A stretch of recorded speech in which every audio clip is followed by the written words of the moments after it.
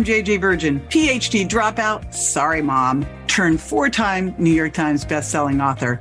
Yes, I'm a certified nutrition specialist, fitness Hall of Famer, and I speak at health conferences and trainings around the globe. But I'm driven by my insatiable curiosity and love of science to keep asking questions, digging for answers, and sharing the information I uncover with as many people as I can. And that's why I created the Well Beyond 40 podcast, to synthesize and simplify the science of health into actionable strategies to help you thrive. In each episode, we'll talk about what's working in the world of wellness, from personalized nutrition and healing your metabolism to healthy aging and prescriptive fitness. Join me on the journey to better health so you can love how you look and feel right now and have the energy to play full out at 100.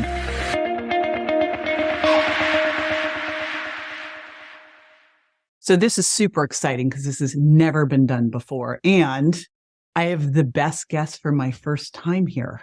I'm so excited you're here. I am honored to be here. All right. This is Dr. Bill Campbell. He is in the house. Literally, he is in my house. What he doesn't know is I'm going to lock him in after this and do this to his brain and get everything out of it and transfer it over. He is here with us because I have been stalking him, watching him on social media. What you'll want to do is go to his Instagram, and we will link to this in the show notes, because if you love not just the research, but understanding how to pull something from the research and put it into your everyday life, this is your guy. He has an amazing research review that I subscribe to that I just love. I get a couple of these every month, but yours is my top one, called Body by Science. And then he is also at the school where my son is getting his PhD in math, University of South Florida. He is a professor of exercise physiology. And he runs something that is super cool. I don't think there's any of these anywhere else in the country. He runs a Physique and Performance Lab. This Physique and Performance Lab, what's your core theory with this, or through line of what you're trying to do with this? So the research that my lab team does is we try to help people optimize their physiques within a maintainable lifestyle. See, now this is the most reasonable thing I've ever heard. Practical, right? It's completely practical. And I love science so much. Like, my two favorite things in the world, besides my husband and my doggies and my kids, are exercise and nutrition science and marketing. And what I've always had an issue with a lot of the science out there when I was in school is I was being taught stuff and I go, yeah, but that doesn't work in the real world. And so the fact that you are taking this and then saying that has to be something that you can do in the real world is everything. It's amazing. I love it so much. And we will also in the show notes show you how you can get the research review, because again, what this is it's taking the latest research and making it super applicable so you know exactly what to do. So if you've heard about a diet break or what you need to do to lose fat fast and how quickly you can do it, that's what these studies tell you. Or you even just did one that was fun because you did diet soda, yes or no. And the answer was yes or no. It depends on what study you're relying on. So I thought that was fantastic. So what I'd love to start with is how you got into all of this. All right. So we're going back into my 20s. So I started off just loving bodybuilding, lifting weights, taking supplements. And at the time, I was in a marketing job, a sales merchandising job. So I would sell weed killer and bug killer to the Home Depots, Lowe's, these big home improvement brands. Did I love killing weeds? No. So I would do that in the day, and then I just couldn't wait to get home and work out and read about bodybuilding. So the magazines. And then I remember reading, and I don't remember where I read it, but I remember reading just one statement. And that one statement, you could say, changed my professional life. The statement said, if you love what you do, you will never work another day in your life. And I was like, that's it. I love, like you, I love exercise and nutrition. Those are what I believe I was created to pursue. So that night, realized, all right, I got to get on a different path. And I had no science classes at this point. My degree was in marketing. So I had to start from ground zero and anatomy and physiology, chemistry, organic chemistry, biochemistry. So I started. Yes. I did the same thing, English, and then had to start back. Yeah. So very similar. So that took a few years, and eventually that led to applying to a master's program, which I got rejected from the first one that I applied to. And then I got into a master's program, got married about the same time, which was perfect because my wife was able to support me during this transition, this career transition. And then I was at a point where, okay, do I want to work in the private sector, sports nutrition company, or maybe academia? And thought a lot about this. And I realized I think I can make the biggest impact in exercise and nutrition from an academic or research perspective. So ultimately, that's what I did. And I love what I do.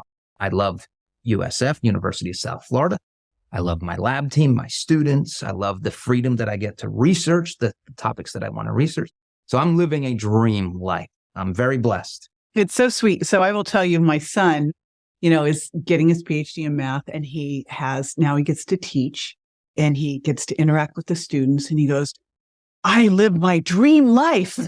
It's like, man, I've heard this. Yes. And it's true. It's the biggest thing I tell him, because he's like, oh, I just don't know about this. I go, you do what you love, honey. You figure it out. So you came to USF. How did it come to be that you have this physique and performance lab? Did you dream that up and create it? Like, where did that come from? So everything I was told was you have to pursue funding. And that usually means studying diseases, because the government, the federal government, doesn't care about how big one's biceps are or if your glutes are a little bigger. All the things that we care about as bodybuilders. I didn't care about that. I'm like, there are enough people studying sarcopenia, cancer, and those are, in my opinion, very important topics. But I was not passionate about it. So I said, okay, I can always find another job. I will either make it or fail researching what I want to research, which is exercise and nutrition. And essentially, it's another way that I describe it. If somebody's fit, their bodies might be good. And I'm looking, how do we go from good to great? And the way that I went about this was I study bodybuilders. Bodybuilders are the experts with fat loss. But bodybuilders, they're a little too extreme. Most people can't implement what bodybuilders do just to step on stage. So I just dial it back a few notches. What are the essential components to improve one's physique? And those are the things that I research. And that's where I'd love to dig in, because there are great lessons there. I mean, I spent years training clients at Gold's Gym in Venice. And what was so interesting at the time, it was when I was at Cal State Northridge and then when I was at USC. And what we were being taught in school was about 180 degrees different from what I was seeing people do at Gold's Gym. And I was like going, all right, my professors at Cal State Northridge and USC don't look that healthy to me. The people at Gold's Gym, like, there were 70-year-old women I would have killed to look like. I was like, look at you. And I go, how come there's this divide?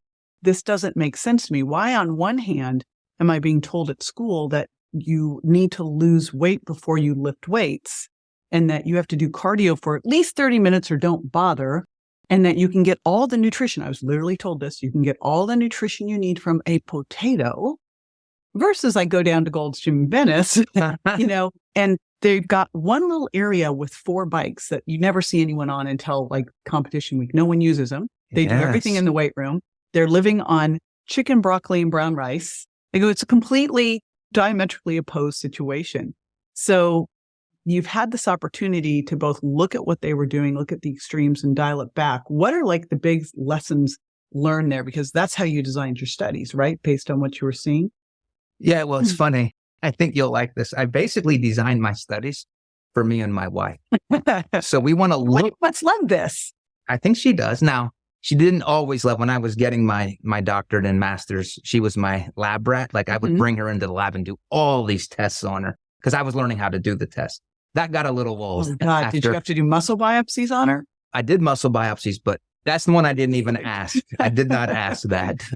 I don't think she was like, how do I know how much fast twitch and slow twitch? I'm like, well, I don't think you really want to do that. No. So I didn't even put her in that situation. But every other skill that I learned, I took blood on her when I was learning how to take blood. So everything but muscle biopsies.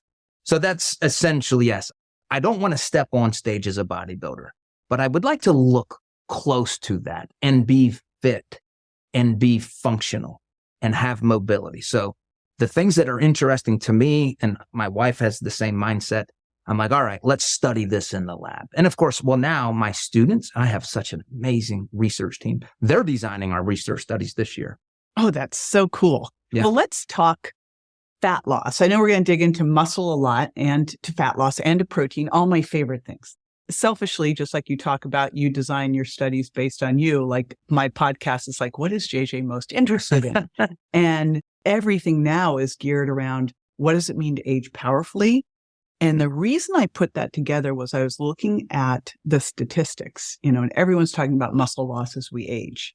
But I go, well, yeah, you lose muscle, but all of a sudden you can't unscrew the lid off the jar and then you can't run anywhere. So it's really muscle, but strength more and power the most. So that's where I've been really focusing. And that's why I'm looking at powerful aging.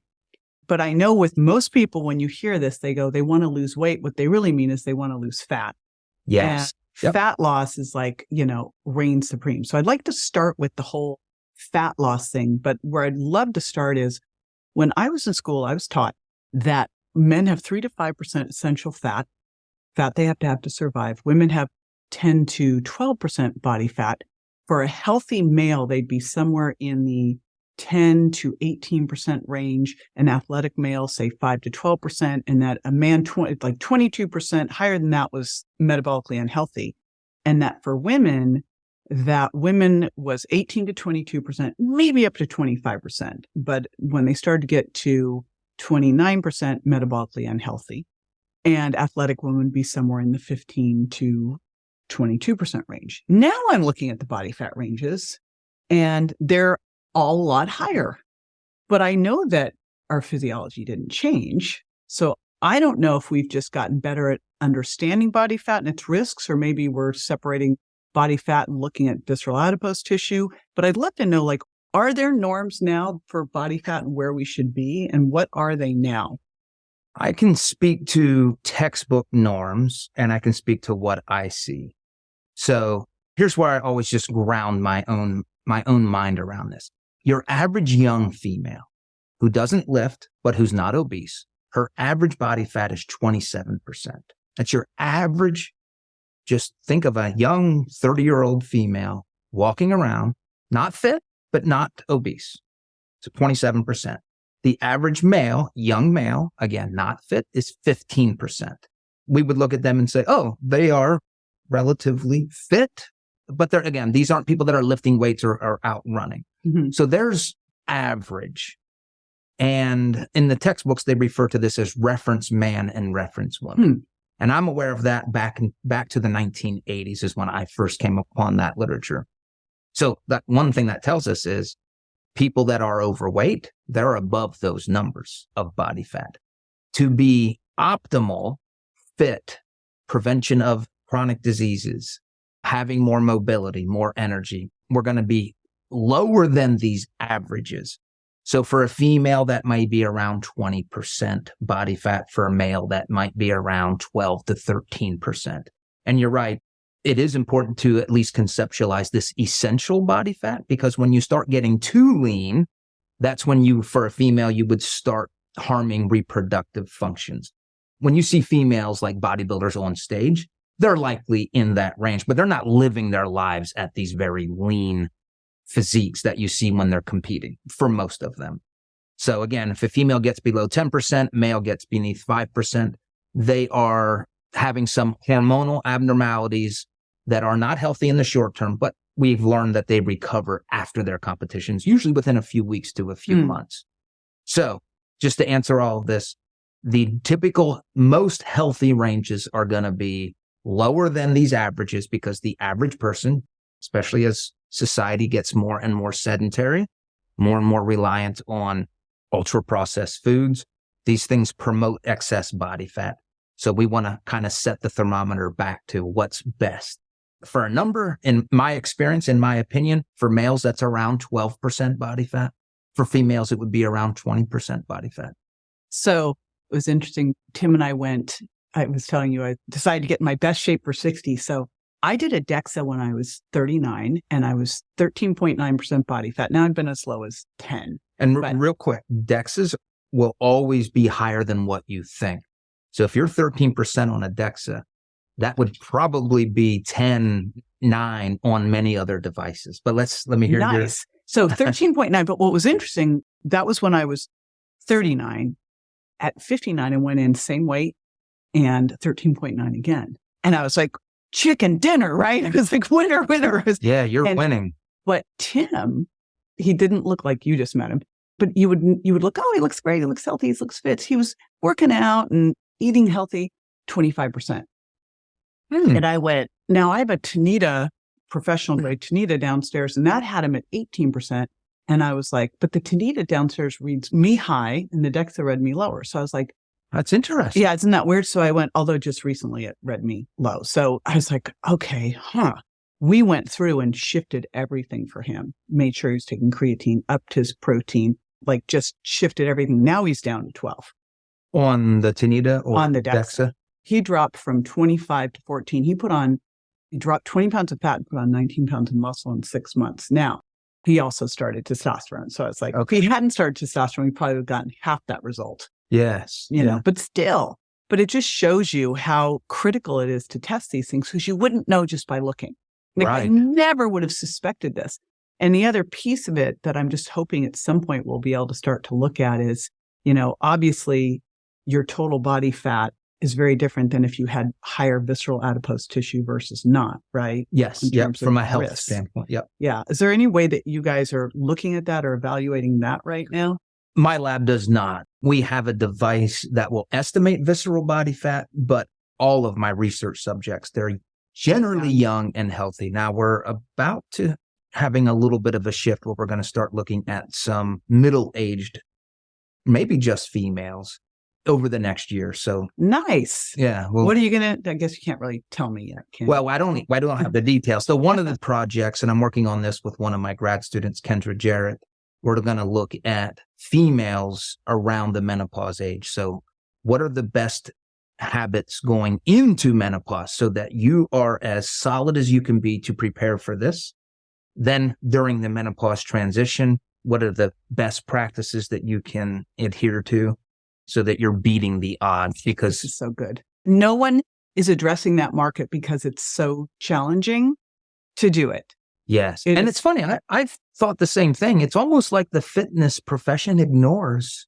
It's not almost like it. But I don't understand that because it's half the population and everybody ages. Now, to slap me on the wrist, my level of caring wasn't as high until my wife went through this recently. So that was like, whoa, I have a lot to learn. So I'm in the process of learning a lot about it. It's a very interesting time because estrogen's going to drop. Now you are going to have trouble building muscle and burning fat. Yes. Right. And you're going to want to crawl out of your body and leave and come back later. Testosterone's dropping. If you had the energy to do that. Yeah. You're just going to go lie down and have some cookies and cry. It's a very interesting time. The best way I describe it is that margin of error you had before is gone. Like it's gone. You can't do those things anymore. So now it's like, all right, you better be doing stuff to manage your stress. Cortisol is a bigger issue. If you look at the things that tend to fluctuate, like a lot of things are going down at that time, but cortisol can be the thing coming up. That's not going to help you put on muscle. And I want to reflect on something you said a few minutes ago, which was a brilliant response that you had. You said that you're focusing on strength and power, and this was women as they age. So one example that I always tell my students, if you look at, just picture an older person, just somebody that's aging, 60s, 70s, 80s, or think of somebody, unfortunately, that's in a hospital. If you just kind of zone out and focus on what do you notice about their movement? And there's one characteristic, and it is that everything is slow movement and effort to do things. And what we learned as muscle biologists is you lose mostly something called type 2 muscle fibers, which those are our most powerful muscle fibers. So if you don't train for power as we get older, that is the definition of aging from a kinetic standpoint. It's being slow and not powerful. So I like what you said, training for strength and power becomes considerably more important the older we get. And it's different. And that's what I've been really looking at here is if you're going to train for power, you've got to add in some things that we typically tell people to stop doing. Yeah, it's the opposite of what you got to jump. Yes. You got to throw. You've got to think. Explosive movements. Yes. Now, that doesn't mean we don't warm up. That doesn't mean that we don't get into this wisely, but it's exactly right. And nobody's doing this. The only way to maintain these type 2 muscle fibers is to stimulate them. And strength and power training are the only ways to keep them stimulated.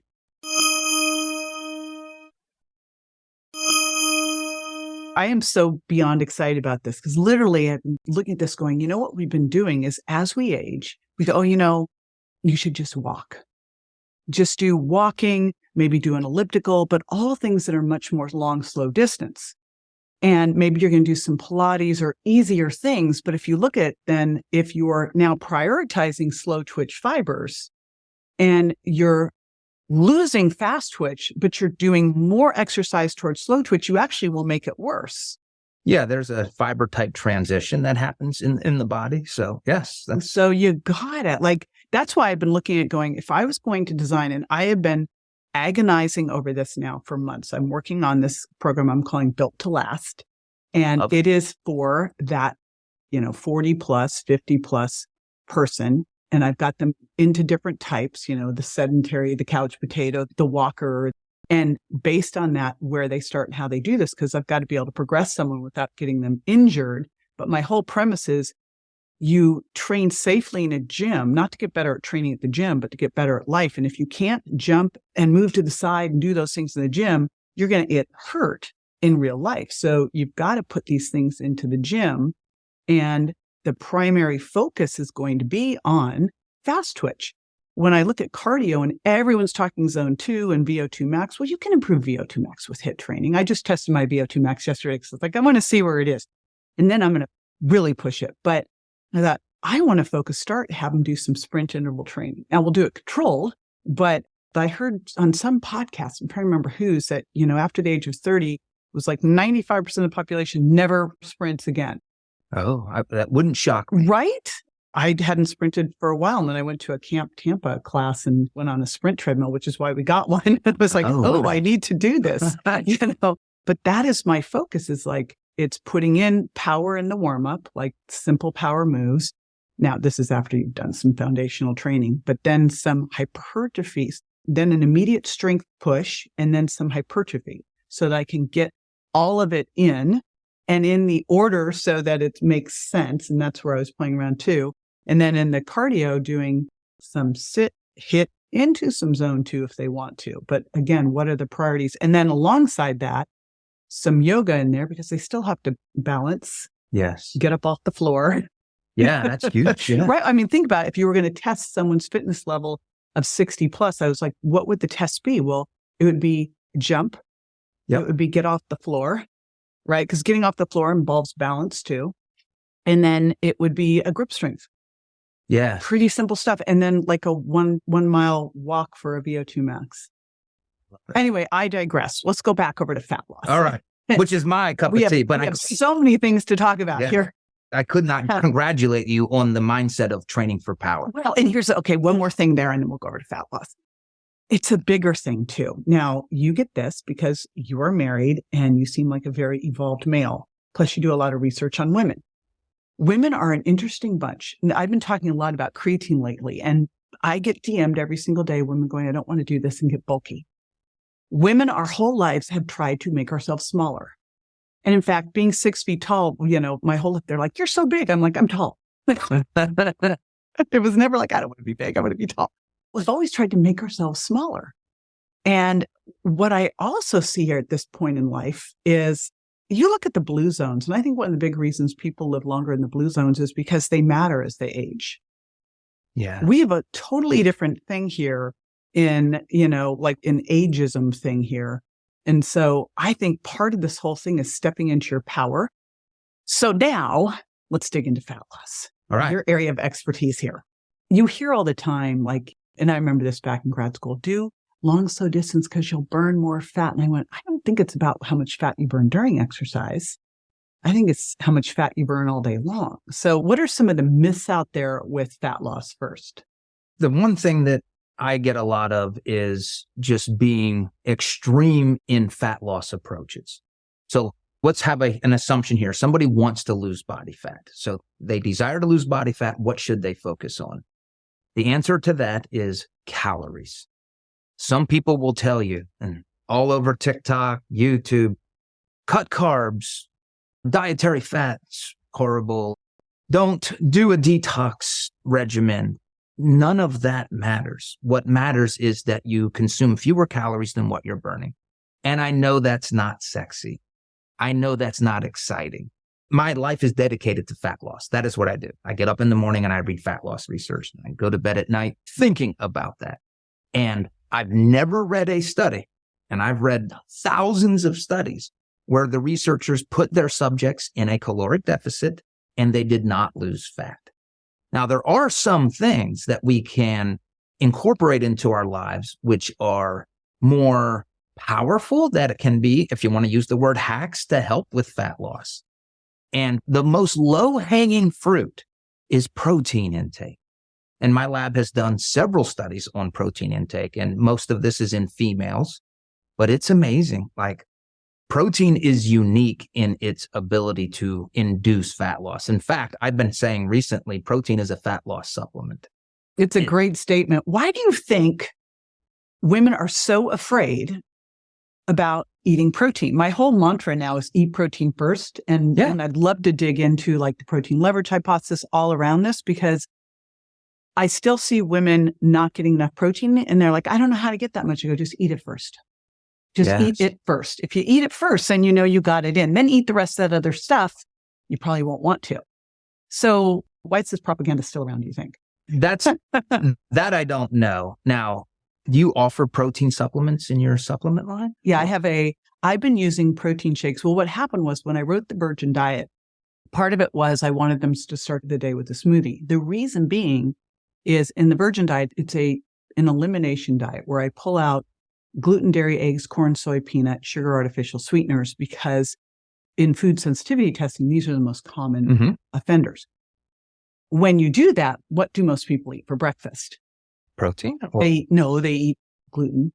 Oh, you're saying in general. Before. Most people are eating a bagel with cream cheese, a muffin, and a latte. So what I did was I made a smoothie, and I actually had to make it because what I wanted didn't exist. Everything was either whey, and I think whey is one of the most amazing things, but not if you're intolerant to it and create low-grade inflammation. And when I was doing food sensitivity testing, I used to teach for a lab company, Metametrics, and 70 to 80% of the people I saw, and I saw lots of food sensitivity testing, were reacting to eggs and dairy. And I was like, well, shoot, you looked at the protein powders and they were either soy, which I was not going to put someone on chronic soy consumption, or they were dairy or eggs.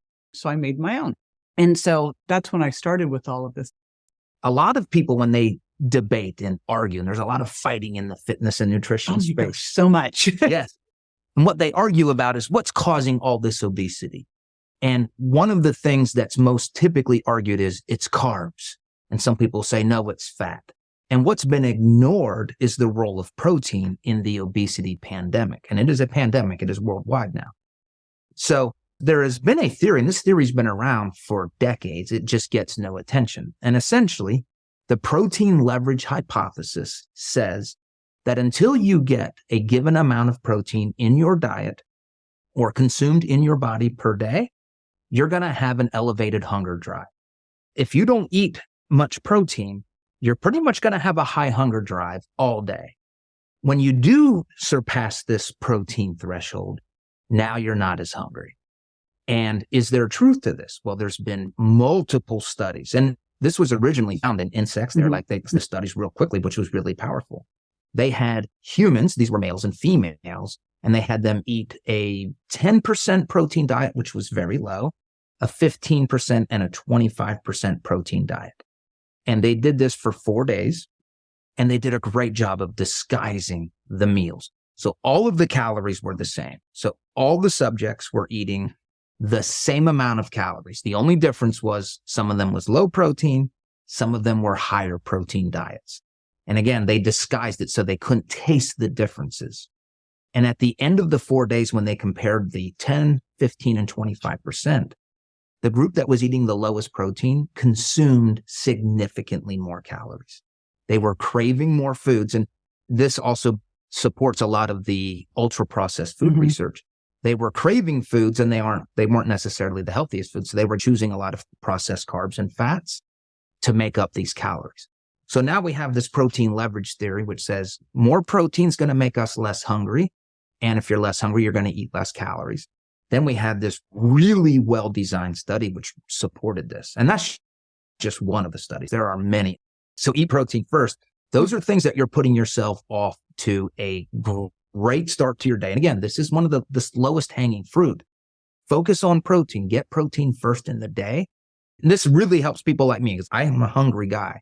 So I have to do things that help control my hunger. And this is one of the easy things we can all do. Just prioritize protein. You look at eating protein first and prioritizing protein. And the two big things, because if you're hungry, all bets are off. I've been in the trenches working in weight loss for now like almost 40 years. So if someone's hungry, we're done. Like, it's not going to work. But when you eat protein, you have both satiety and satisfaction. Mm-hmm. And it was interesting. I created this little thing, my 7-day eat protein first challenge. And all I want you to do is figure out the optimal amount of protein, which I want to talk about what you think that is. And then we had making sure your bumper meals of breakfast and dinner, you really hit at least 30 grams. More is better. I generally eat 3 meals a day, but you could do it in 2, you could do it in 3, you could do it in 4, depends on how much. And the biggest thing that we got from that was, and I expected people to go, oh, I'm not hungry. But the other thing, it goes, I don't have any cravings. And I went, holy smokes, that's a huge one. Yep. That sniff it around afterwards. And the thing I always talk about is you could be sitting at a restaurant, you just ate a big piece of steak, and then they come by with salmon and they go, oh, we've got an extra salmon for you. Do you? And no one's going to go, sure, wow, it's your birthday salmon. Versus if they come by with your birthday cake, you're like, Yeah. But, nobody's craving the protein. Yes. Yeah. I did this reality show for a year called Freaky Eaters. It was kind of like My Strange Addiction meets Hoarders, right? And it's wow. What is that food? And literally people would be like mono eating. They'd only eat French fries or they only eat cornstarch or maple syrup, weird stuff. But never once did we have someone who was like only eating salmon, or chicken breast. It never, ever happened, ever. So then in looking at protein as this tool, as this fat loss tool, which I think if you frame it that way for people, they're going to be like, holy smokes, protein's a fat loss supplement. And I think it's important. You look at all the diet books and it's always manipulating carbs and fat. Yeah, that's where the argument is. They never talk about protein. I'm like, if you just focused on protein, you wouldn't have to worry about the other stuff or just energy. Yep. That's all it is. So where do you think the optimal amount ranges should be, since there are so many different opinions on this stuff? What do you think and what research is it based on? So a lot of research. And again, I've done multiple studies on protein intakes. Many of these studies have been in females only. I know. I love that you do so much research on women. Yeah. You're the outlier. It's funny. I get asked and I always just say, well, one, I love women. I've married one. I've got 2 daughters and I've got a girl cat as well. We're having a dog situation over here. My dog is in love with. And I love it. I don't have a dog right now, so I love it. All right, keep going. So this optimal amount of protein is, I like to base it on, well, let me just talk what the research would indicate.